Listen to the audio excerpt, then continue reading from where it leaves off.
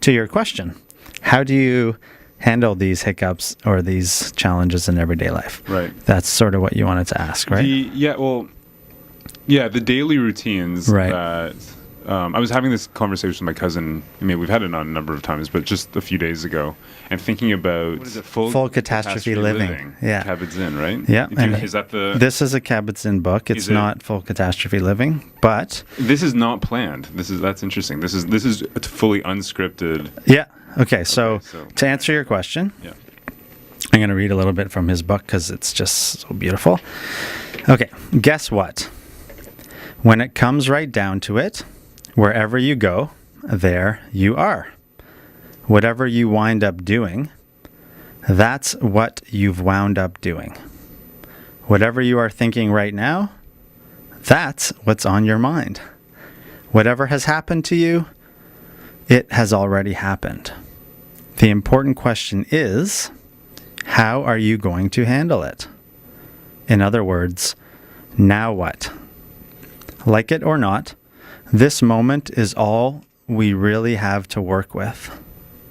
Yet we all too easily conduct our lives as if forgetting momentarily that we are here, where we already are, and that we are in what we are already in. In every moment, we find ourselves at the crossroad of here and now. But when the cloud of forgetfulness over where we are now sets in that very moment, we get lost. Now what becomes a real problem? By lost, I mean that we momentarily lose touch with ourselves and with the full extent of our possibilities. Instead, we fall into a robot-like way of seeing and thinking and doing. In those moments, we break contact with what is deepest in ourselves and affords us perhaps our greatest opportunities for creativity, learning, and growing. If we are not careful, those clouded moments can stretch out and become most of our lives. I'm going to keep going a little more. To allow ourselves to be truly in touch with where we already are, no matter where that is, we have got to pause in our moment-to-moment experience long enough to let the present moment sink in, long enough to actually feel the present moment, to see it in its fullness, to hold it in awareness, and thereby come to know and understand it better. Only then can we accept the truth of this moment of our life, learn from it, and move on. Instead, it often seems as if we are preoccupied with the past, with what has already happened, or with a future that hasn't arrived yet. We look for someplace else to stand, where we hope things will be better, happier, more the way we want them to be, or the way they used to be. Most of the time, we are only partially aware of this inner tension, if we are aware of it at all. What is more, we are also only partially aware at best of exactly what we are doing in and with our lives, and the effects of our actions, and more subtly, our thoughts have on what we see and don't see, what we do and don't do. God, I just want to keep reading, but anyhow, I should probably stop. Well, you should have maybe just your next radio show is you just read brilliant people. Don't bring in idiots like me. Yeah. Bring just read from Kabat-Zinn. Yeah, no kidding. He's actually speaking in Toronto in a couple of weeks. I tried to get tickets, but sold out. Right. Yes, I did see something. Yeah. Did you see that? Bloor. Yeah. Bathurst. Amazing. Yeah. He wrote a new book.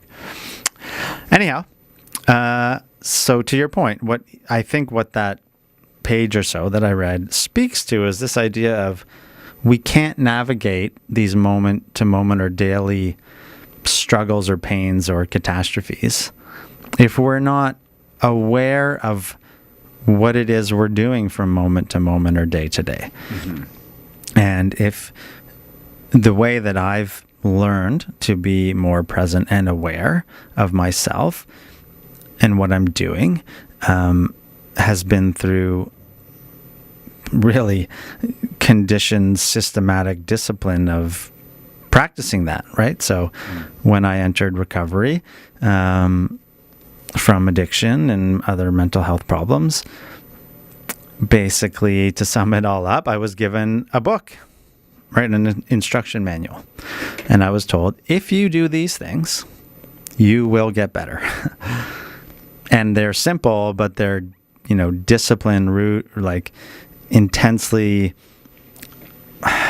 structured steps of how to get better, right? And so I started to learn how to develop a daily routine so that when life kicked me in the nuts, I could handle it. And so how, that started out, quickly.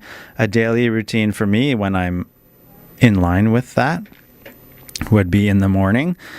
I find a minute or two just to pause, breathe, just come into my body, so to speak. And then I would maybe say a prayer or a mantra or just read something that connects me to the bigger reality of life. So it's just, a poem from a famous poet, whatever it is.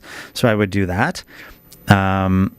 If possible, go for a little walk, maybe write, maybe a little gratitude journal, something like that.